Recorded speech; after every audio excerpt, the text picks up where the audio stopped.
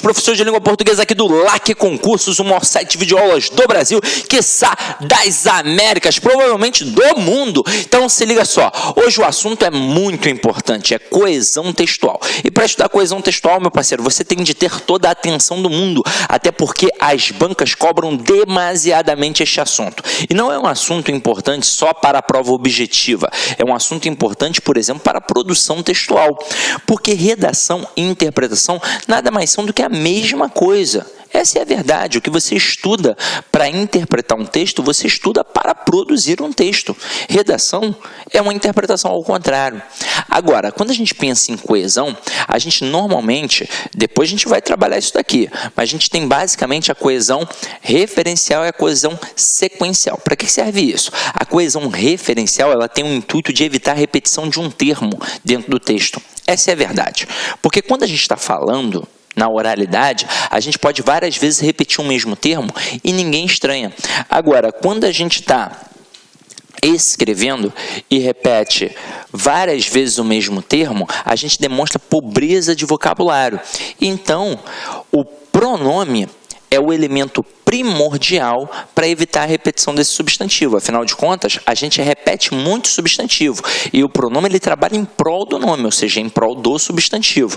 E são 3 pronomes: pronome relativo, pronome demonstrativo e pronome pessoal oblíquo átono. Sidney, não tem mais nenhum outro elemento que faça coesão referencial? Claro que tem, vários, mas esses 3 elementos são os principais. Porque eu estou te dizendo agora, para você estudar por fora, para pegar uma gramática, ou então pegar a apostila que a gente tem aí no site, no site de concurso, uma apostila essencial de língua portuguesa, e estudar estes 3 elementos. Agora, também tem a coesão sequencial. O que é isso? São as sequências das ideias empregadas dentro de um texto. Se tem causa, finalidade, oposição, conclusão, consequência e por aí vai. Então, você precisa entender que tem de estudar pronomes e conjunções. Estudem, vai fazer a diferença, tá? Então, vamos lá. Acompanha aqui comigo, ó. Coesão textual. Um texto é um conjunto de parágrafos formados por conjuntos de frases, formadas por conjuntos de orações, formadas por conjuntos de palavras. Aí uma vez uma aluna foi e falou assim para mim: Sidney, eu confundi aí, não era para ser oração primeiro que a frase, coisa e tal? Claro que não. Vamos lá, vamos entender isso na íntegra. Quando a gente faz uma análise textual, a gente, na verdade, tem de entender que está tudo interligado. Eu só faço uma análise textual se antes eu fizer uma análise gramatical. E toda a minha análise começa num camarada chamado morfema. O que é um morfema? O morfema é a menor unidade significativa de uma palavra. Tanto é que eu posso pegar uma palavra e dividi-la em partes menores. Aí eu vou ter ali alguns morfemas, como o radical, como a vogal temática, como as desinências, modo temporais e número pessoais, se for um verbo, como a desinência de gênero, se de repente for um nome. Então eu quero que vocês entendam isso. O primeiro elemento que a gente estuda é o morfema. Aí depois a gente pensa na palavra, depois a gente pensa na função sintática, depois a gente pensa na oração, depois a gente pensa na frase, depois a gente pensa no parágrafo, depois a gente pensa no período, para entender o texto como um todo. Então eu quero que vocês entendam, já de agora, o que é uma frase. Uma frase é qualquer enunciado que possua um sentido completo. Então, se eu entendi, é uma frase. E não precisa obrigatoriamente ter um verbo. Se você está em um hospital, alguém vira para você e faz assim, ó, silêncio. Você entende que é para ficar quieto? É ou não é verdade? Entende? Então aquilo dali é uma frase. Possui um enunciado com um sentido completo. E não tem um verbo. Agora, quando a gente fala de oração, obrigatoriamente tem de ter o verbo. Obrigatoriamente.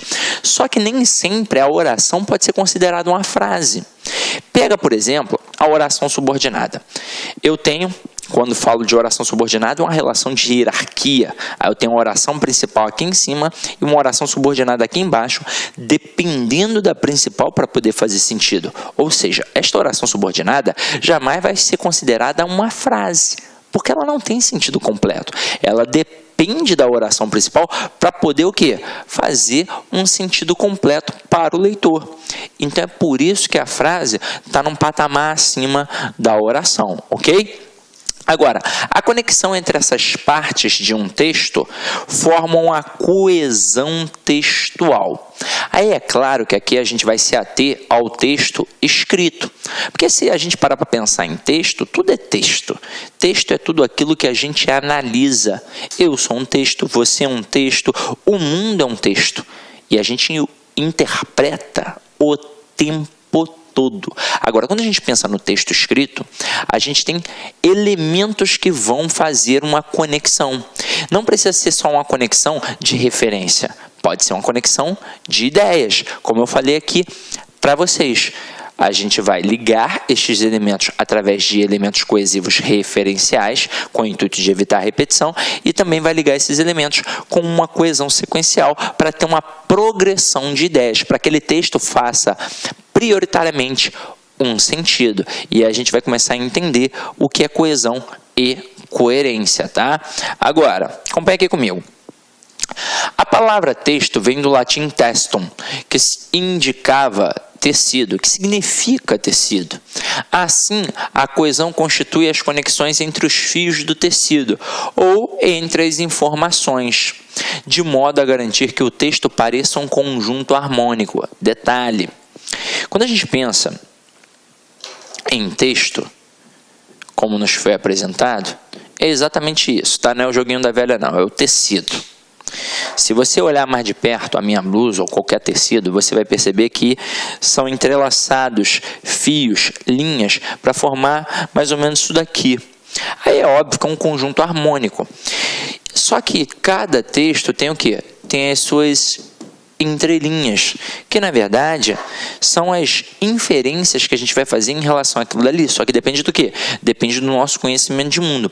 É para mostrar que o texto ele adquire uma certa autonomia a partir do momento que ele é produzido. Então o autor, ele de repente quis dizer uma coisa, só que aquele texto ele pode ser tão bom que ele pode adquirir outras nuances, através do quê? Do conhecimento de mundo do leitor. É claro que todo texto tem uma intencionalidade discursiva. Então, a ideia primária foi focada através dos olhos do leitor. Só que na hora que eu leio, vai depender se eu tenho bagagem para interpretar aquilo ou não. Vou citar como exemplo o nosso ambiente escolar e clássicos da literatura, como, por exemplo, Machado de Assis, Guimarães Rosa, Clarice Lispector, Altran Dourado e por aí vai. Aí você, quando criança, pegou um livro para ler e detestou. Provavelmente você não tinha maturidade, bagagem para fazer aquele tipo de leitura. Aí depois de um tempo, já na faculdade, você escuta os seus amigos falando, pô, tal livro é bem bacana. Escuta o professor falando, pô, tal livro é muito legal. Aí você pensa, caramba, só eu que detestei? Você detestou talvez porque não tenha lido no momento certo. Porque na hora que você faz uma segunda leitura, agora com a bagagem maior, você, nossa, agora eu entendi, agora eu compreendi. E qualquer tipo de texto é assim, na verdade. Quanto mais eu leio, mais eu absorvo. Perdão. Mais eu aprendo. Então, aí está o segredo para a análise textual, mas está o segredo para a gramática, está o segredo para todas as outras matérias. Se eu quero aprender mais, eu devo repetir cada vez mais e mais aquele conteúdo, tá? Ok? Agora, se liga só. Antes, deixa eu até apagar aqui. A gente diz que um texto está sem coesão quando suas ideias não estão claramente relacionadas. E eu vou mostrar para vocês que é possível um texto não ser coeso, assim como é possível um texto não ser coerente. Então, vou colocar 2 exemplos aqui para que vocês possam entender isso agora, na íntegra. Então, vamos lá, ó. O primeiro, eu não simpatizo com Clara. Ponto. Ela é bonita, simpática e sempre me ajuda. Aí pensa comigo agora, ó. Vamos olhar estrutura por estrutura. Eu não simpatizo com Clara. Vamos lá. Quem é que não simpatiza com Clara? Eu. Então eu tenho aqui um sujeito, eu tenho aqui um advérbio, que sintaticamente é uma adjunta adverbial de negação. Eu tenho um verbo que é transitivo direto e indireto, que é transitivo indireto, porque quem simpatiza, simpatiza com alguém, quem não simpatiza, não simpatiza com alguém. Ou seja, ele exige a preposição com. Então vamos lá. E com Clara acaba funcionando como um objeto indireto. Se eu simplesmente parasse aqui, o texto faria todo o sentido do mundo. Eu não simpatizo com Clara. É um texto que dá para entender. Agora, ele começa a apresentar argumentos para poder nos dizer o motivo de não simpatizar com a Clara. Aí tá aqui, ó. Ela é bonita. Ela quem? Clara. Então ele começa a apresentar os argumentos para não simpatizar com a Clara. Só que o primeiro argumento que ele apresenta é um argumento positivo. É um argumento em prol da Clara. Aí tu começa, opa, não simpatiza com a Clara porque ela é bonita? É recalque, é inveja. Aí depois, porque é simpática. E caramba, e aí vem o pior. E sempre me ajuda. E aí você para e pensa, como é que eu não vou gostar de uma pessoa que é bonita, que é simpática e que, para piorar, sempre me ajuda?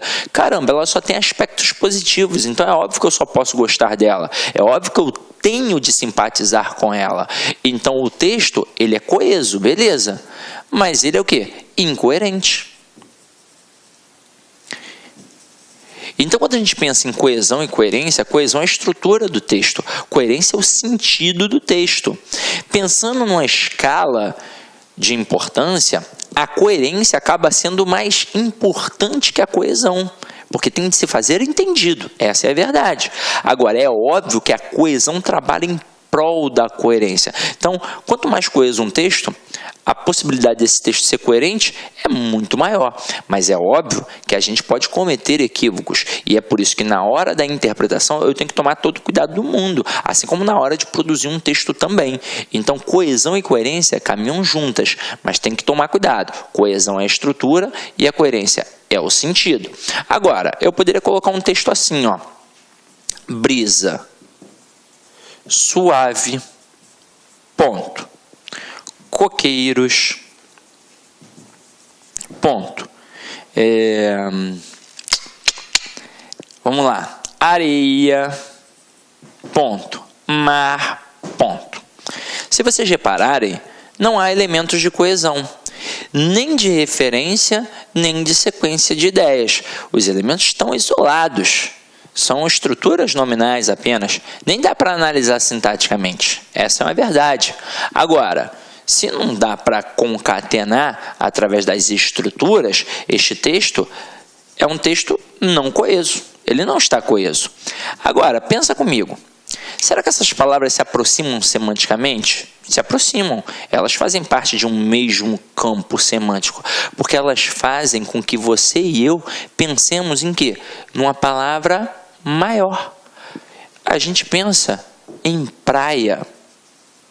Então, se estas palavras todas nos remetem à palavra praia, é porque, de certa forma, esta estrutura linguística que foi apresentada, ela tem uma coerência, mesmo não sendo coesa. Então, não é coeso, beleza, mas é um texto coerente.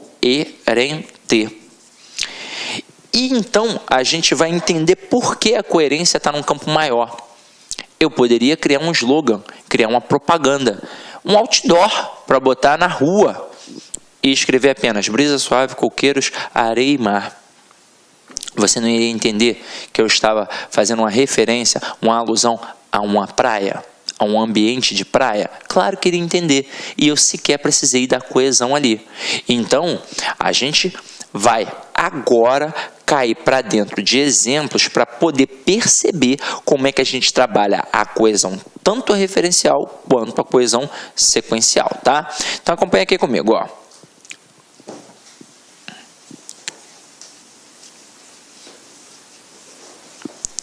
Olha um exemplozinho aqui bacana, ó. Os alunos chegaram cedo. Beleza?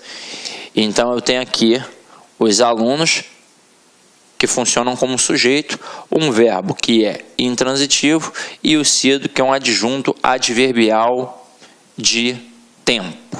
Olá, meus amigos, minhas amigas, sou o professor Luiz Antônio Carvalho, com muito prazer, muita satisfação, estou aqui para fazer um convite muito especial para você que está estudando para o BRB 2019. Nós aqui da Lá Concursos, nós preparamos um super curso online para vocês, um curso online pré-edital, claro que assim que o edital for publicado, nós iremos lançar o pós-edital e você matriculado no pré-edital, você pode ter certeza que você vai receber todos os upgrades a custo zero aqui na LAC Concursos, tá? Mas claro que você tem que estar dentro do seu prazo de acesso. Então, nós aqui da LAC Concursos, nós temos aí um curso aí super competitivo para o BRB, tá certo? O concurso esse que já foi autorizado, encargo escriturário, investimento apenas 10 parcelas de R$30 e você tem um prazo de acesso durante 120 dias, né? Nesse prazo de acesso, você poderá assistir quantas vezes quiser e quantas vezes desejar. Tudo bem, meus amigos? Então aí faço o convite para vocês. Essa aula no YouTube são apenas aulas demonstrativas para você conhecer aí a qualidade dos nossos serviços. E digo para vocês que lá no site você vai assistir o final dessa videoaula e, claro, muitas outras videoaulas, porque nós fizemos uma playlist aí bastante pequena para vocês. Bacana? Forte abraço, fique com Deus e espero vocês aqui na Lá Concurso. Fui, tchau! Clique lá.